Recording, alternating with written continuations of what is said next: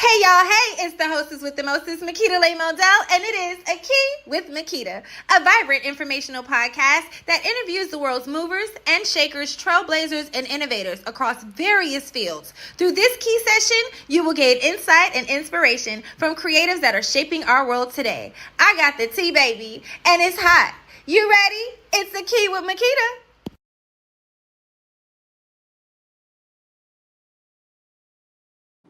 Hey y'all, hey, it's your girl Makeeta Lay Modell, and this is AKee with Makeeta.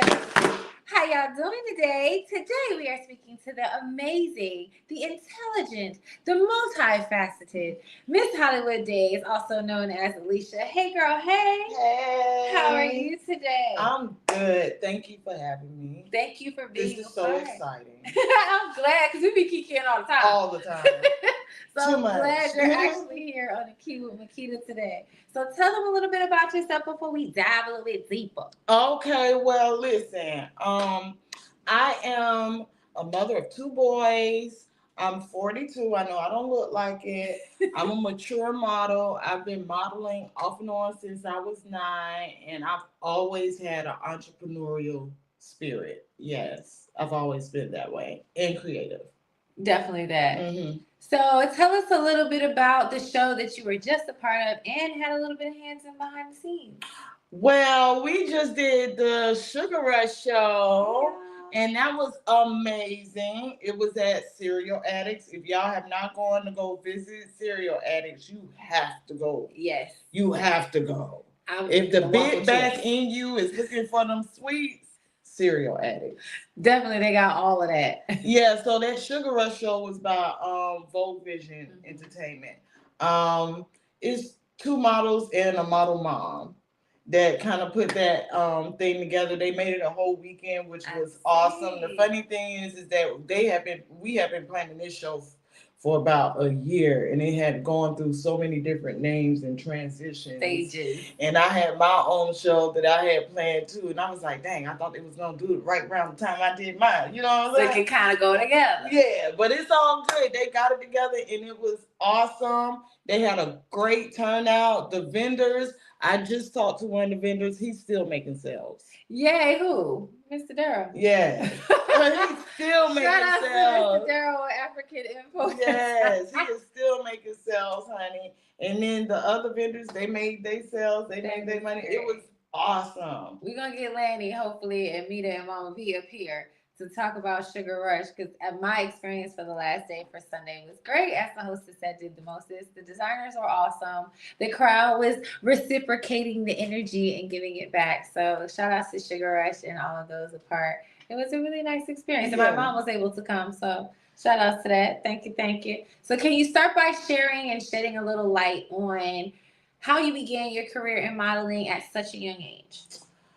Okay, so when I was younger, I don't know if anybody remember, there was a program in Jacksonville called Toxin Teens. I hear about people talking about it because I'm not from here. Toxin Teens was ran by a young Black woman and I think her siblings or something like that. So I've always kind of been in entertainment. Like I grew up in the church, so I was in the choir and I was on the whatever drama team, all that stuff. So when Toxin Teens came along, my mom put me in that program. I was like, girl, yeah, we're going to show it out today. Okay. So I learned tap dancing while I was there. I learned ballet while I was there. And I learned jazz. But the one thing that I gravitated to was the clothing design and modeling. And I gravitated towards that. And I don't know what happened to that program. I wish they would bring it back because it was so good for a lot of kids in the community. I believe that. And they did showcases every year. It was so amazing. That sounds amazing. Oh my gosh. Yeah, so we started there, and then I did a couple of things for a lady who had a salon and boutique. Mm-hmm. I think she was the first person I ever known to have a salon and a boutique. At one. Yeah, so she did fashion shows then, and then there was this lady named Miss Bullard. I don't know if she's still alive, but Miss Bullard, She did a class when I was 15 at Rains High School, and she had ties with the newspaper and everything. So that was the first time I was published. Nice. In the newspaper for being one of her models. And actually, she was the first one to show me like real European technique. Understand. And then I just kept going from there, and I was John Casablanca scooped me up at 17. Nice. So with John Casablanca, because I hear that a lot, kind of similar to Babazon for those that are Virginia, North Carolina area. What did that help assist in molding or educating you via your career? Well, I didn't really know much about the terminology and more so what modeling was. I just thought, okay, let me just get in front of a camera and take pictures. Well, yeah, but John Casablancas really broke everything down for me. They helped me understand, what a casting call is, what you should be wearing on a casting call, what a comp card was, because I had never had a comp card. They were the first persons to educate me and give me a comp card. Yay! You know what I'm saying? So like, I never knew what a comp card was. I didn't know the terminology, and I still wasn't fully formally trained. And what I loved about John Casablancas is that they trained on the European standard, which is the standard that most big fashion houses, couture houses usually follow when they go and do the casting and they do their shows and stuff. Now, mind you, a lot of the stuff has gotten a lot more lax, but ultimately for the Chanels and all that, they still follow that standard. So yeah, they taught me about I was a tomboy, y'all. I think we all was. It was terrible. I was a tomboy. It was terrible. They taught me how to do makeup, taught me how to do my hair, all that different type of stuff. So it was great. It was worth the investment. At the time, Rich, I don't know if you're still there, but Rich, thank you very much. You were a very, very key person in helping me understand the industry, because Rich was very straightforward. But it was where you can understand it wasn't right. Like Rich would be like, "Listen, I like your look, but you're not for. It's just not gonna happen." Understand. So after redirecting into modeling as you got older, you pursued hairstyling and entrepreneurship. So tell us a little bit more about that. So at 22, I think I had slowed down on the modeling a little bit. I was going to school and getting my hair license. I thought it would be a good thing to do that because I wanted to work more behind the scenes too. I wanted to go, it was quick, right, and I wanted to go more into production and things like that. And then I got pregnant at 25, so I stayed in that field for a little bit longer. I retired and I had a salon that was on Beaver Street for about a year. And then I had a salon that was over in San Marco for about 6 months. Nice. Then after that, I started traveling and doing hair. And traveling and doing hair, that's how I found my value. To be honest with you, that's what made me develop the thick skin to tell people, okay, well then if you can't afford it, it is what it is. It is what it is. It was people that I would encounter that would tell me, girl, you charge it less than what you should be charging. This is what you should be charging. Because you're pulling up on people. Right. Yeah. And so I stood fast on that, and it worked out pretty well. I haven't been working for nobody since. What motivated you to make those transitions, and how did it impact your personal growth? I think me traveling overseas. When I was in high school, I traveled to Germany and I went over there to get my high school diploma, but I ended up developing a modeling course for the base in Germany. Very nice. In Stuttgart Air Force Base. Y'all remember me. Anyway, yeah, so I was like, man, when I come back home, and I was over there when 9/11 happened, that was a whole nother thing. But when I got back home, I was like, I don't want to keep working for someone else. Now, granted, when I had my son, I had to make the decision to Of get a course. regular job and all, but I just didn't want to work for anybody else, and I wanted to be in a creative field. I understand. And I was like, this is a way that I can do things to kind of work for myself. Yeah, you Like, can set your own schedule. I mean, make your right. style. So I continued to do that. And that actually, that hair, me traveling and doing hair actually expanded to me making jewelry. And then me doing concierge work, and then me and do administrative work, and personal Nice. assisting and styling and all of that. So that opened the The door door. to a lot of other things. I like it. So when we talk about some of your personal challenges of facing adversities, you have several challenges, including being a single mom and dealing with health issues. As a health issue girly, a chronic illness girly myself, I believe in people having that moment and telling the testimony. So, advise the people of those adversities of your health issues, what it is, and how you overcame those. When I was younger, I was kind of a sickly type person, right? My family has a history of like diabetes, high blood pressure, things like that. But the thing that was affecting me was what we thought was sickle cell trait. And for years, I went on for years thinking that, oh, okay, I'm getting sick because I have this trait. And it wasn't until the age of 30 when my health got really, really bad. My weight got really, really bad. I just couldn't do hardly anything. So they tested me for all kinds of stuff. They tested me for cancer. They tested me for lupus. And then they found out that I had alpha thalassemia, which is a rare autoimmune disease that affects your red blood cells. Your red blood cells are supposed to be big like this because they carry oxygen throughout your body. But for me, mine's are small like this. So I'm not getting oxygen to my body. Then on top of that, once they found that out and they dug a little deeper, they realized that my trait was not a trait. It's actually sickle cell.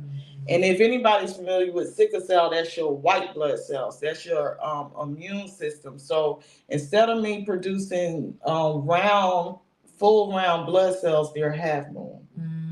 So I'm affected on both ends. So I get a lot of inflammation, fatigue, brain fog. I bruise easily. I try to keep my stress levels down. I was diagnosed. They found out I had 3 ulcers.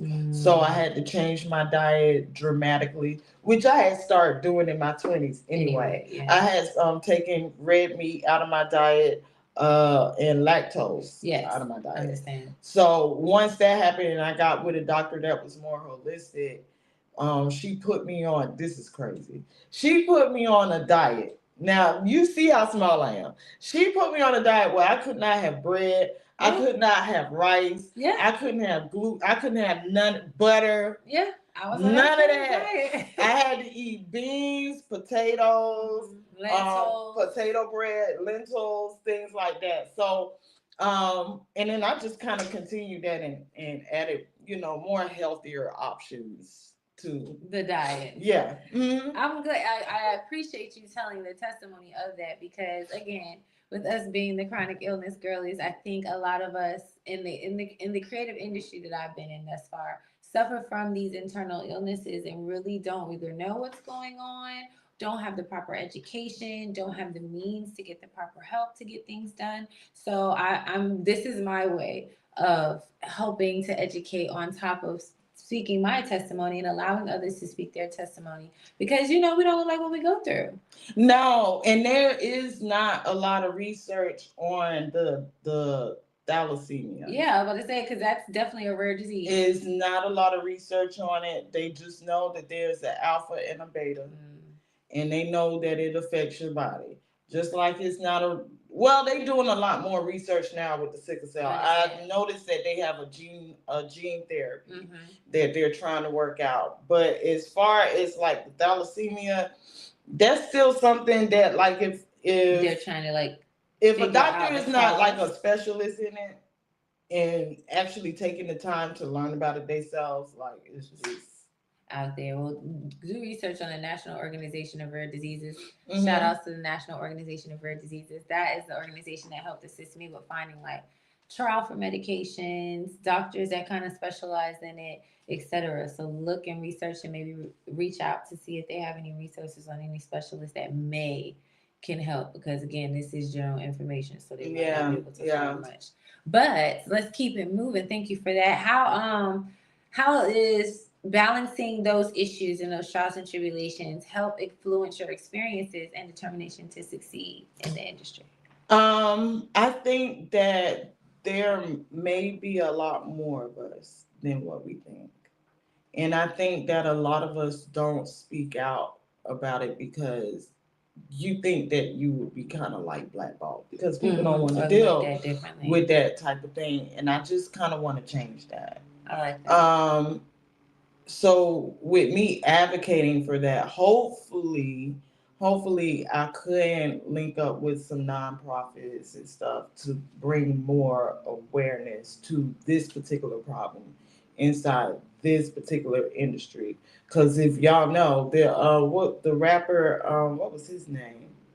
From was it Two Live Crew? It was one of those really big groups, and he passed away from sickle cell disease. Oh wow! And then T-Boz has it. She talks about it all the time, but I don't see a lot of models. And it's a lot again who have these issues, right? In the industry that we're in. So that's what made me kind of pivot to kind of build a platform to talk about those things, and to give room for other people like me to be successful in the industry and not have to feel like, well, I don't want to tell them this because I don't want to into my business. Yeah, and they might not cast me because people may look at me differently. Right. And I don't want to be nobody. I don't want nobody trying to like fall all over me, trying to make sure I'm okay. Pity me. Yeah. So I understand. I want to make it okay.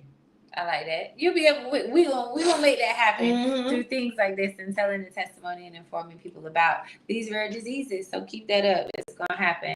So let's talk about being a single parent and an entrepreneur. It can be like incredibly demanding, and I'm not even a single parent. I'm just me, and the babies are all of my hobbies, and that is a lot. So what strategies do you use to balance your personal life with your professional ambitions? Okay, so I'm a single parent who homeschools. My oldest is 18. He graduated at 16 from homeschool. He graduated with 2 coding certificates, and he's going into his 3rd with computer science. So, and he's still homeschooled. Nice. Okay. And then my youngest, he's 7, and I homeschool. Now, this is the way that my day breaks down, okay?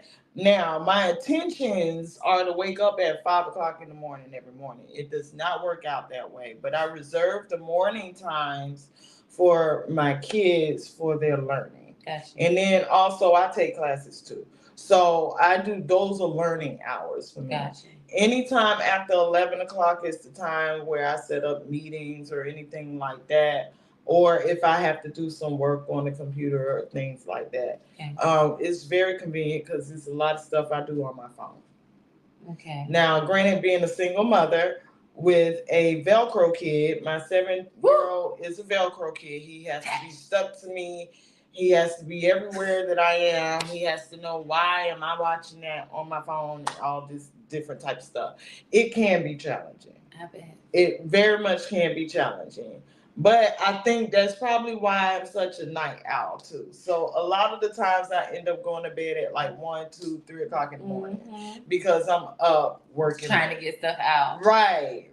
So that's pretty much how I kind of balance things. And then when it comes to certain shows and things, if I know that it's a kid-friendly show, then I'll bring my kids with me. Nice. If it's not, my son is 18. He's old enough. He's sort of like my babysitter. So, like, I set them up with a little den, and I'll be back. And then I'll be back. Okay, and then I go and do my show, and then I'll come back. I'll do after parties. I'll do all that other stuff. I go, and then I leave. Thank you. Nice to see you. You want some pictures? Great. Bye.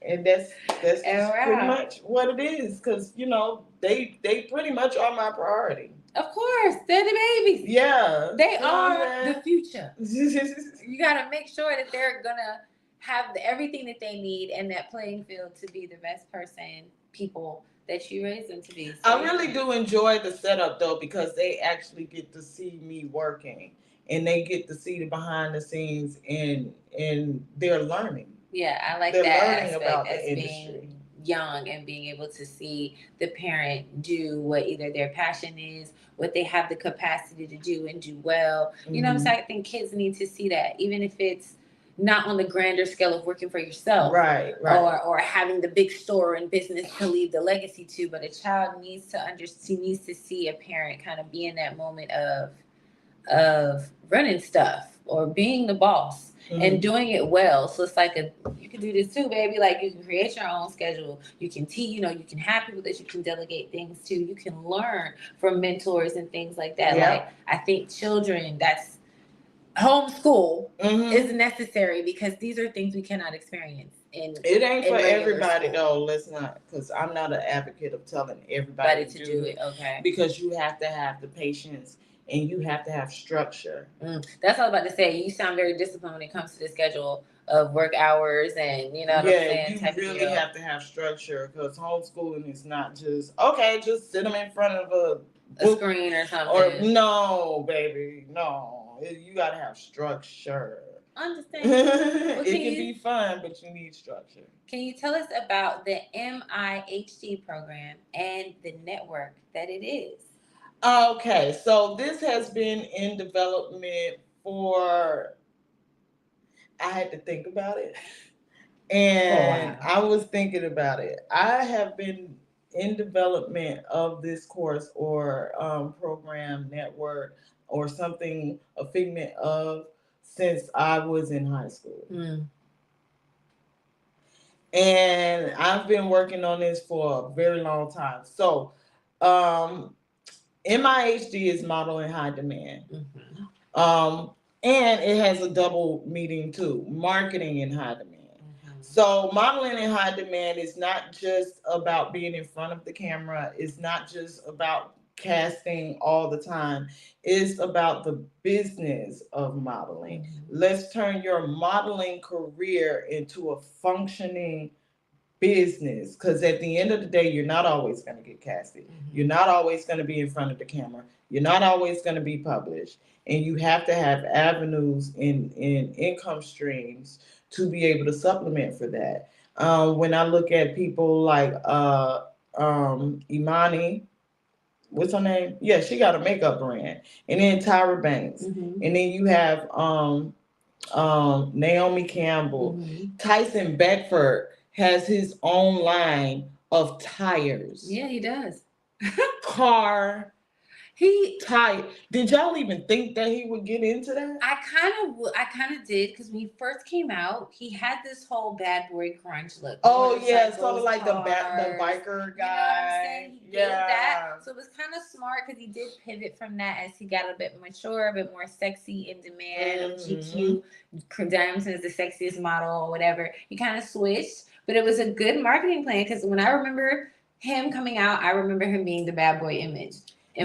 So when I look at those people, like they're always making money.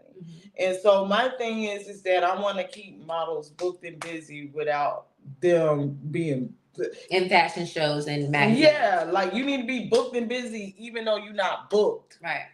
So affiliate marketing, ambassadorships, and digital marketing is a great way to do that, because now we have all these businesses that allow you to become an affiliate, become an ambassador, become an influencer, and you can actually turn that into a business and still keep your modeling career, because at the end of the day, as a model, and I can't stress this enough, I'm going to keep saying it.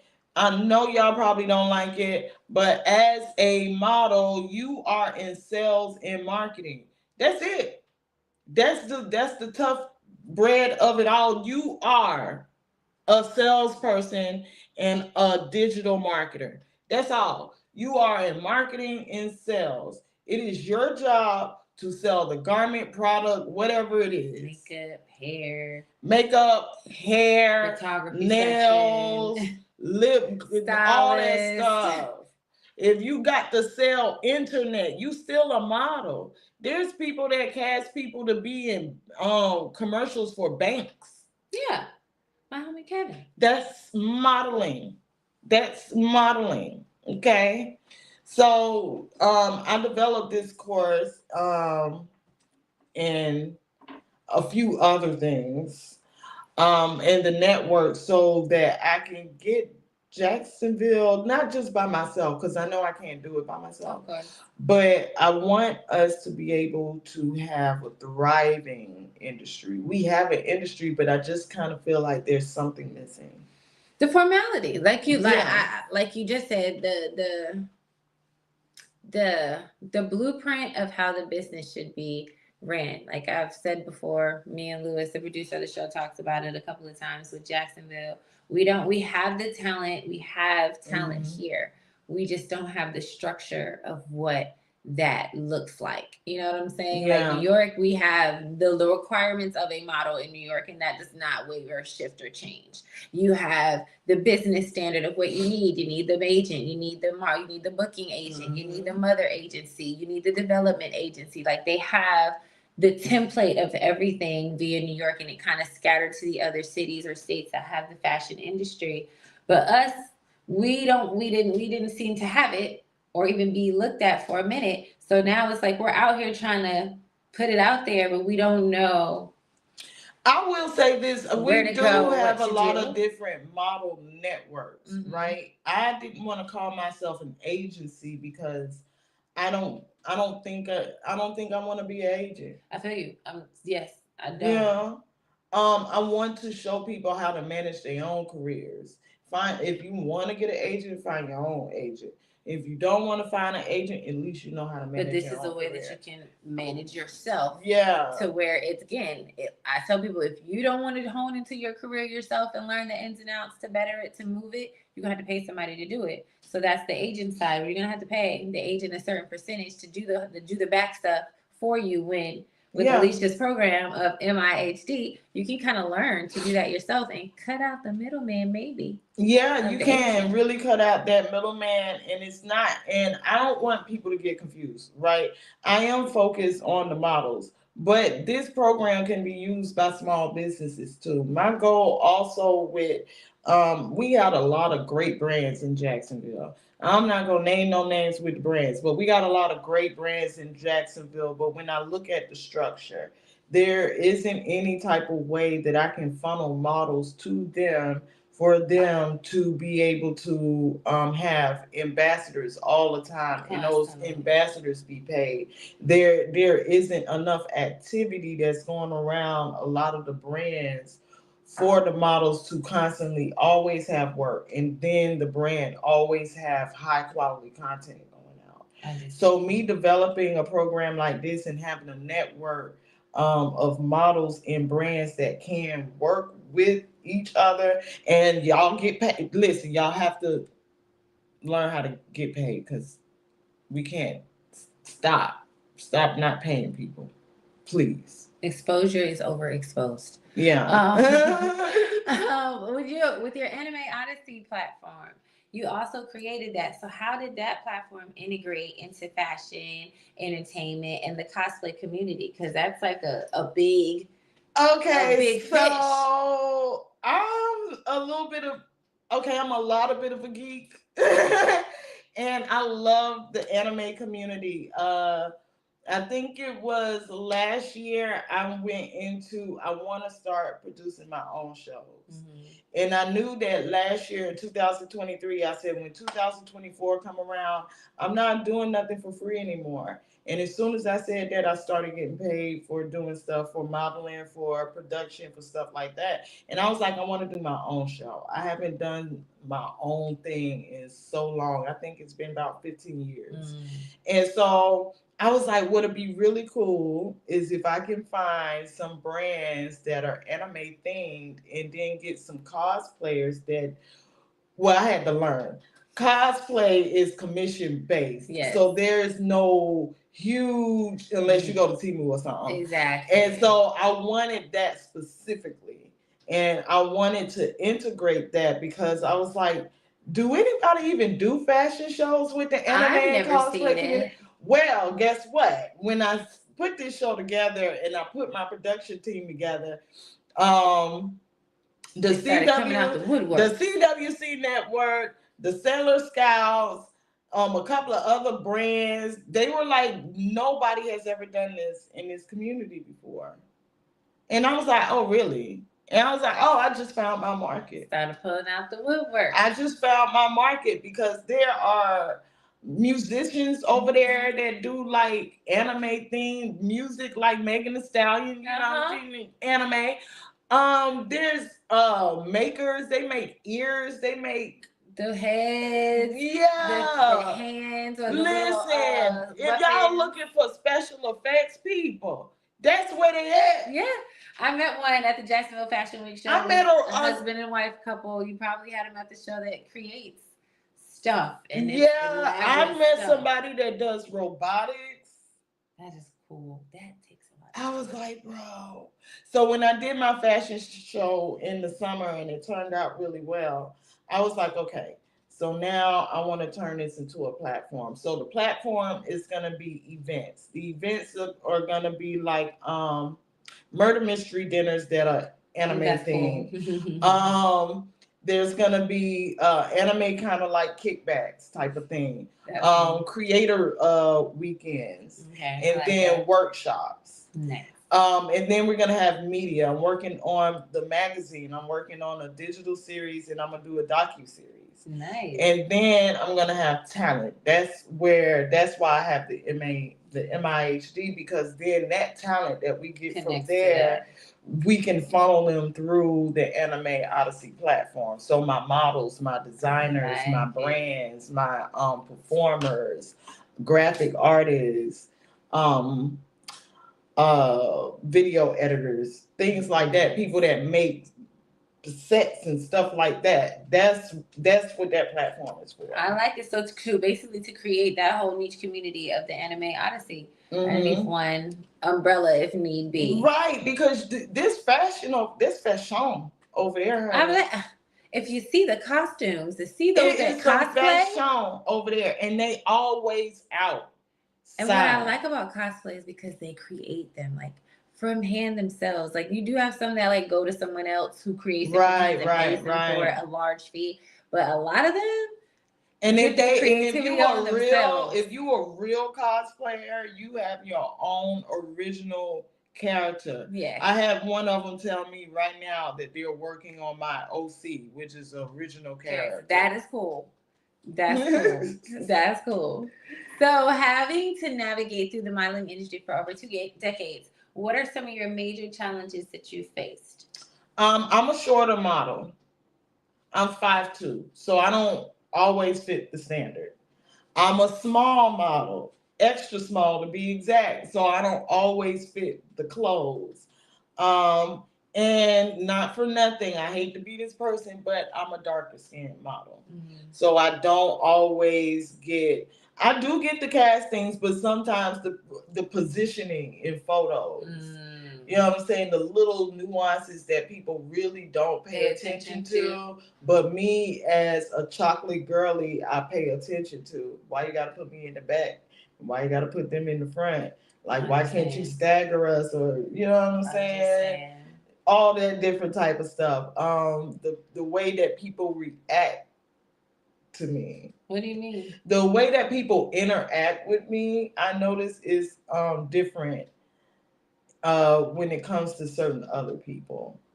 Interesting. Yeah. Like, it's just certain things that I just kind of stay quiet and stay to myself when I be seeing certain things going on. And I'm like, oh, that could be fixed if they just did this, this, and this. But I noticed that, like, a lot of times when I used to do that, people would take offense to it. Of course.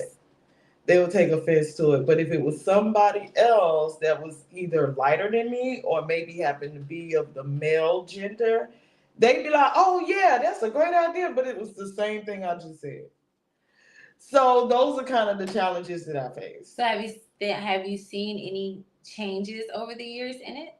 I have, ever since I've kind of transitioned my platform and working with more like-minded people that understand the structure that I'm trying to build. I noticed that even with me being on that side and looking in from the other side, like I'm seeing that a lot of people on the other side is starting to get tired of it. Be like, we need to get some structure.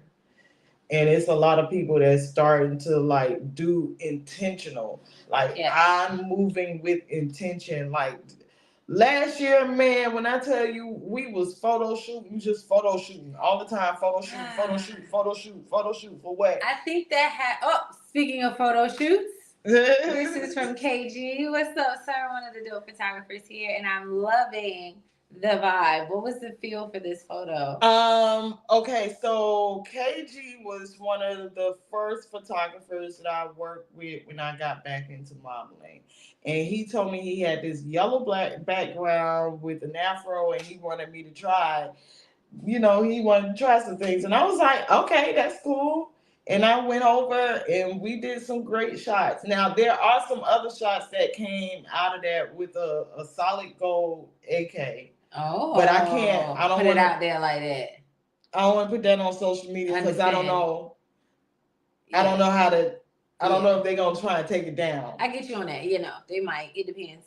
You know what I'm saying? It depends. I can probably get it published, but I still Draco wouldn't be able to put it on social media because it's a. My dog Draco got one. The El Draco. She got a Draco in one of hers. So yeah, I don't see it too often, but I know she did put it up on social media. But to go back to the thing of y'all, you models in general, just hit the ground running and just be doing stuff. I don't want to say without intent because everybody in their mind thinks, the intention is the intention behind it is I'm thinking that I'm building my portfolio. Exactly. A bit more tailored, focused, and specific to, okay, this is my look. This is how I want the portfolio to stand off and come off when people see it. So now let me start shooting with these type of photographers. Let me start looking at these type of stylists. Let me start keeping my makeup natural and glam because I want to be a beauty influencer to where I need natural shades of makeup and glam. Those are the thought process that Alisha is speaking of and being more intentional with shooting. Like I'm not thinking of, I like that photographer. He got 2K. 1,000 something, so I need to shoot with him. No, that ain't gonna make a difference if you ain't if you still not marketing. That's your stuff. Not the intent we're talking about. The intent is what type of model you're trying to go for, and B, you're trying to put out there. You want the agent or yourself to market yourself as. So tailor your work, your photo shoots to that, and stick to that. Don't be out here doing stuff that's not your spent a whole year just photo shooting, thinking I'm building my portfolio, and then you realize you can't even use half that stuff because that's none of the market that you're trying to put yourself No, in. So when 2024 rolled around and I found a platform where I can get publishings and stuff like that, I was like, okay, let me be more intentional. So when I think about my portfolio, right, everybody's different. But when I look at my portfolio, I want my portfolio to tell like a story. So like if anybody was to look through my portfolio, once I actually put it together, because it's not. I'm not even gonna hold y'all. I've been procrastinating.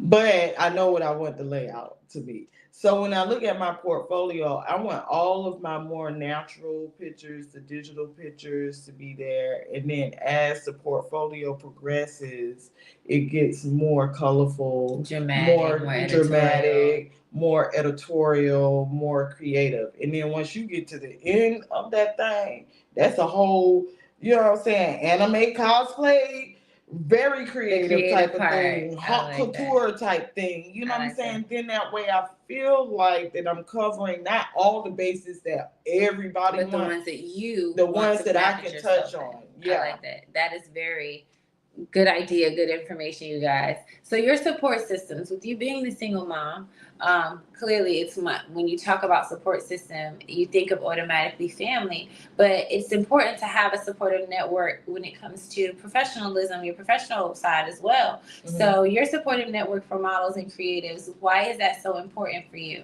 to tailor that? I want to tailor that because I want to develop a safe space for not only female models but male models and younger models as well. Because I kind of feel like a lot of models that are young and maybe even older that's never been in the industry do get taken advantage of. They get taken advantage of by photographers. They get taken advantage of by showrunners, by everybody. And I want people to come into this space and feel like they're with family, that they feel comfortable, that they don't have to worry about being manipulated and played with. And we need that safe space.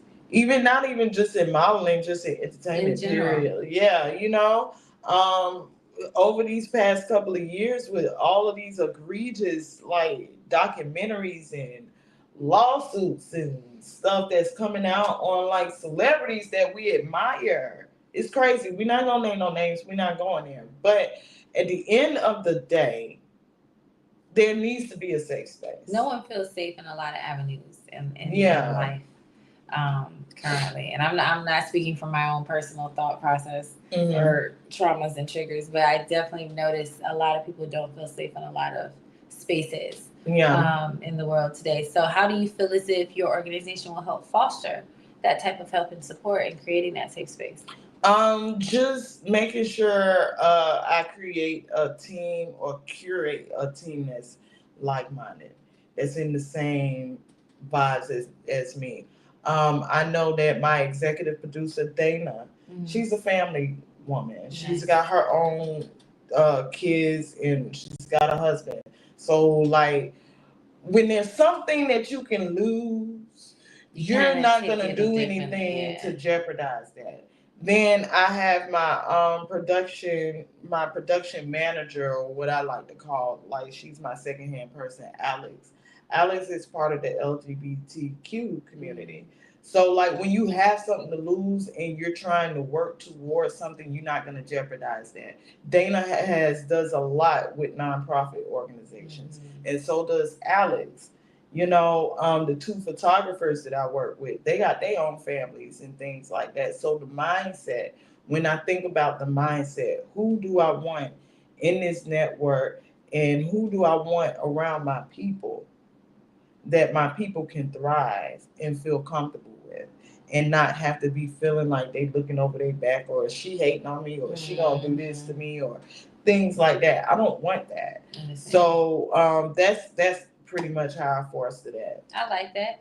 So when it comes to your digital marketing expertise, because you're very knowledgeable in that, you mentioned that your area of expertise in digital marketing and business is a thing that you're trying to cultivate more within the modeling industry. So what are some key strategies that you think are essential for models and entrepreneurs, as we discussed today, to create that digital landscaping space? With digital marketing, the easiest way that I can think about it is, how do you behave on the internet? Damn, that's good. How do you behave on the internet? What are you searching? What are you scrolling? What piques your interest, right? And then when you're talking to your friends, how are they behaving on the internet? Your closest friends.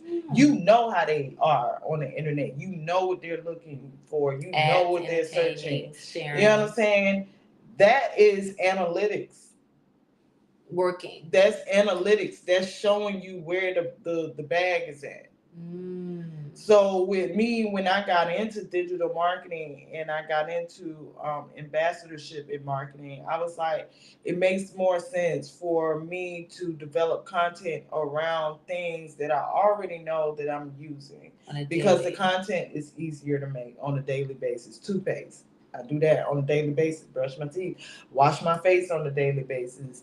I put on clothes on a daily basis, deodorant, perfumes, all these different types of things. So when you look at digital marketing, look at it as how are you interacting on the internet and how are you making sales on the internet. That's all that digital marketing is. It's marketing on the interwebs, on the phone, on the email, on the digital space. So what would you advise in any aspiring models or entrepreneurs about trying to, I guess, tap more into that? Because you taught me a little bit of tidbits when we had our learn and lunch and lunch and learn. So how would you advise an aspiring entrepreneur or model to cultivate that and use the actual program? Okay, so what I would say is, as a model, as an entrepreneur, determine where's your space, where's your I hate using the word niche, Yeah, because I kind of feel like it puts people in a box, it right? does. I just what's your motivation? Okay. What drives you? What comes to you naturally? And then just fall into that. Okay. Now, this week I will be releasing a mini course, because I finished it, you guys, and hopefully I can have it up tonight. If I don't have it up tonight, it's definitely going to be up by Friday night. For sure, for real this time, you guys. I know I said it last time, but I'm serious. Okay. So it's going to be a mini course on digital marketing, and you're going to get like 100. Well, no, you're gonna get like 90 days of content, okay, that you can post, and then you're gonna get like 100 captions, okay. And I might throw in a couple of other little freebies depending on how I feel, okay. But also, yeah. So I just say just fall into it. But if you want to learn more and you want some mentorship and you want to be part of a network that's gonna help you develop all those things, you can just reach out to me, inbox me, or you can go to any of the links in my bio.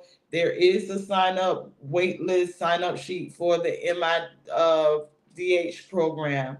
But the other program, the ebook, whatever else, is going to be up later on this week so that y'all can at least get yourself started. Yeah. Okay. So where do you see yourself and your platform within the next 5 years? Any specific goals that you're working to? Within the next 5 years, I see my platform having at least 10 to 20 models that are consistently working. Like that are working with brands on a regular basis as the face of the brand, as a real ambassador. I see the Anime Odyssey platform having amazing annual events. I'm thinking like 3 events. We could probably get a carnival in there. That'll be cute. You know what I'm saying? An anime day. Mm-hmm. Okay, I'm working on that anime day. So yeah, that's where I see that going. Like, years ago, Dayz called me like the Oprah of Jacksonville. I like that. And I kind of was like, no, I'm not really the Oprah. And then I thought about it. I was like, you know what? Let me go ahead and people give me titles. Let me take them. Obviously, the Lord must have laid that upon his soul. Yeah, shout outs to Dayz. Okay. New Jack City Live. Hey, he was the one. He was the one that brought me back. Live from Duval. He was the one that brought me back into modeling, you guys. Right. It was him. It was Life and Grind Duval. It was him. Thank you, Dayz. Because otherwise, it would have been a no-go. Dayz brought a lot of clearly. I am part of who Makeeta Modell is because of Dayz. He was the reason why I was on the BET Green Carpet. Yes. Dayz be giving opportunity. Dayz be doing it. Dayz, listen, I'm still waiting to get to the BET Awards on the red carpet. Okay. Because I need to be on the red carpet inside, and I need the camera to just like be safe. Just follow me. Anyway, what message do you want to convey to others about facing adversities, especially speaking to single parents out there and those dealing with health challenges? Listen, don't think life is over because you have a child. Life is just beginning. You can learn so much from your kid. I believe that. You can learn so much from your kid. And don't think because you have a child that you have to grow up. Okay? Yes. Take care of your responsibilities. You do have to be an adult, but you don't necessarily. I like watching cartoons. And I like playing with toys and stuff. Now, mind you, my son, I want to fly a kite so bad. Right. Like, I like kid things. Life is not over. And if you treat your life like you used to treat it like you was a kid, and then add the little responsibility on top of it, it'll make life easier. It'll make life a whole lot more easier. Failures are footsteps to phenomenal accomplishments. Okay? Don't take your failures as if that's a personal thing about you. Don't attack yourself about your failures, because your failures is what's going to teach you how to succeed. You can always go back and say, oh, okay, maybe I need to switch this up or change this up. Don't listen to nobody else. Don't listen to nobody else. Okay? You wouldn't even think that at 42 I would still be modeling. People don't even know that I'm 42. They still think I'm 25. That's a little bit of a stretch. But don't ever give up on yourself. Don't ever give up on yourself. Focus on you. Don't worry about what he doing, she doing, whatever they doing, and why they doing that. That ain't got nothing to do with you. Focus on yourself. If you develop something and you find out that somebody else is doing the same thing that you're doing, so what? So the more the merrier. The more the merrier. They're not gonna do it like how you do it. I got a digital talk show. We're not in competition. We got different markets. At all. I don't want to be. I'm in competition with me and no one else. Be in competition with yourself. Exactly. There's no point in chasing the Joneses. How about you become the Joneses? Don't chase nobody. You are the leader of yourself. Don't try to be the leader of everybody else. Be the leader of yourself. And that's all I have to say. Oh, and good health. Take care of yourselves. Y'all work out, even if it's just once a week. We have shameless plug. Shameless plug. Every Saturday morning from 7 to 10 o'clock in the morning, Body Precepts. Yes. I'm an ambassador for them for their walk-in hit. The walk-in hit is phenomenal. We hit 3 bridges. We do a walk and we do high intensity training. It's like a family. Get y'all workout in. And they affiliated with the Run Club. Yeah. Tell them how to follow you on social media. You can follow me at Ms. MZ Hollywood Dayz, Dayz. That's all one word. Okay. On Instagram, on Facebook, on TikTok, and on YouTube. And I do have a special behind the scenes community that you can join on my TikTok. It's 2 levels. One for $2.99, one for $5.99. You get all the behind the scenes, my goofiness that I really don't show. I got videos of craziness, okay? Because I don't want to put that out to the public. I think y'all should pay for that. Because I be talking mess. And it'd be fun. And you get to see the behind the scenes of what's it like to be a model, all the hurry up and wait, all that stuff. Y'all make sure y'all follow Miss Hollywood Dayz and subscribe to one of the levels so you can catch the behind the scenes of our madness of Hurry Up and Wait here in Jacksonville as models. It has been AKee with Makeeta. Thank you guys for keying with me. Thank you so much for having me. This was amazing, and I wish you great success with this, because I think this is an awesome idea. Thank you. And if y'all have not been on with AKee with Makeeta, I need to see everybody on here. If you have not reached out to her in some shape or form, if you got a brand, if you are an artist, if you are a performer or anything like that, and you ain't reached out to her to get on her show, you sleeping on yourself. What are you doing? Nobody knows you until you get on here. They gonna come. Come on in the room. Yes. Come on in the room.